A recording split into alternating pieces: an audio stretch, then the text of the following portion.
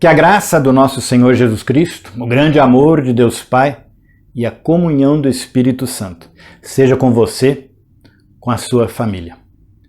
Hoje eu queria meditar com você sobre um tema, eu dei como título Vacina, um bem comum para o bem comum. 2 versículos bíblicos eu quero fazer uso.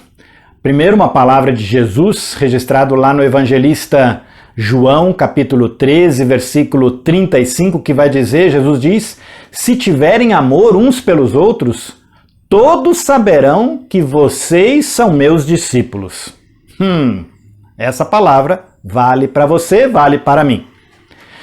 João escreveu na primeira carta que ele redigiu, no capítulo 3, versículo 18, o seguinte, meus filhinhos, e eu acrescento minhas filhinhas, o nosso amor não deve ser somente de palavras e de conversa. Deve ser um amor verdadeiro, que se mostra por meio de ações. Você com certeza já ouviu falar de varíola, de poliomielite, de sarampo, difteria, rubéola, entre tantas e tantas outras doenças. Você já deve ter visto pessoas com uma marca redonda no braço, na altura do ombro. Essa marca é a marca da participação daquela pessoa na erradicação da varíola. Também de outras vacinas trazem essa marca. Sim, a varíola é a única doença erradicada no mundo todo. Isso aconteceu em 1977. Mas a poliomielite, sarampo, difteria, rubéola já chegaram a zerar casos no Brasil pela vacinação obrigatória. Estão ressurgindo por conta da irresponsabilidade de pessoas que pertencem a um grupo chamado Movimento Antivacina.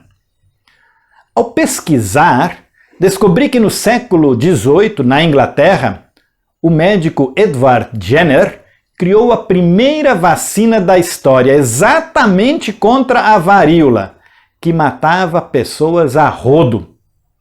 O movimento antivacina surgiu igualmente na Inglaterra, após uma publicação errônea e irresponsável do médico Andrew Wakefield, que perdeu até o direito de ser médico.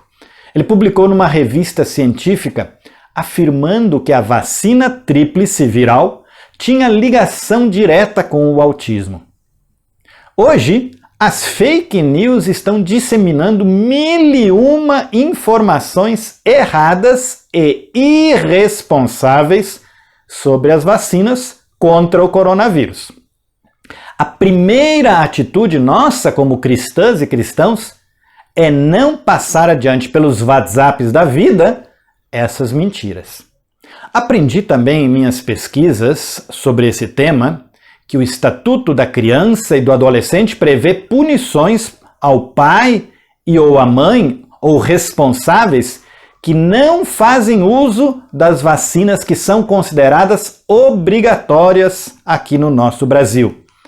Não vacinar pode ter como consequência a cobrança de multa de 3 a 20 salários mínimos. Se esses mesmos pais deixarem mais de uma vez de vacinar a filha ou o filho, deveria ser aplicada outra multa no valor do dobro da primeira. As pessoas irresponsáveis podem perder a guarda da criança. Por fim, se a criança vier a falecer, os pais ou responsáveis devem ser penalizados nos termos do Código Penal por homicídio culposo. O homicídio culposo ocorre quando uma pessoa causa a morte de outra, mas sem a intenção de matar. A pena para homicídio culposo em nosso país é a detenção, é a prisão de 1 a 3 anos. Eu considero que a pessoa que se junta a esse movimento anti-vacina carrega em si 4 características nem um pouco cristãs. Primeira característica, é egoísta e só pensa em si e não pensa no todo. nas pessoas ao seu redor, não pensa nos outros seres humanos que têm direito à vida.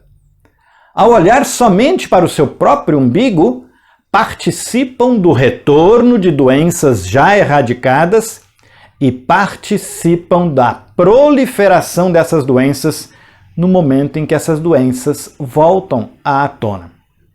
Segunda característica: essa pessoa não consegue perceber que esta atitude demonstra a total falta de amor ao próximo, tanto quanto quando esse próximo é alguém totalmente desconhecido ou alguém de seu círculo familiar ou de amigos, amigas.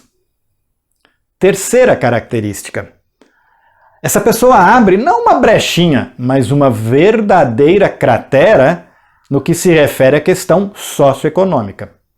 A partir do momento em que uma vacina é obrigatória, toda pessoa será imunizada, e não somente as que têm poder financeiro para pagar pela vacina. Pessoas que aderem ao movimento anti-vacina, mesmo que não digam com todas as letras, mas elas estão afirmando com o seu posicionamento que os pobres podem morrer, os ricos podem pagar pela sua saúde. De forma bem honesta, para mim, estas pessoas participam de um homicídio culposo social. Quarta característica: essa pessoa não tem ética social. A ética não é apenas em um relacionamento pessoal com outra pessoa ou com um pequeno grupo de pessoas, como a família ou o trabalho. Ética também tem a ver com a humanidade como um todo. Jesus sempre foi ao encontro das pessoas doentes de forma especial. Ele foi ao encontro das pessoas que sofriam com uma doença e eram excluídas da vida social por causa desta doença. Cristãs e cristãos seguem os passos do Mestre. Cristãs e cristãos sempre se colocam a favor da vida e contra tudo e qualquer coisa que possa gerar dor, sofrimento ou morte, seja de forma direta ou indireta. Cristãs e cristãos não olham apenas para si mesmas, para si mesmos, mas para o mundo como um todo. E todas as posições e atitudes são tomadas para que favoreçam o bem comum. Você sabia que Lutero vivenciou uma epidemia em seu tempo? A peste negra. E eu gostaria de compartilhar com vocês uma pequena carta que ele escreveu como um conselho pastoral. Preste atenção no que ele escreveu em 1500 e bolinha. Pedirei a Deus para misericordiosamente nos proteger. Então farei vapor, ajudarei a purificar o ar, a administrar remédios e a tomá-los.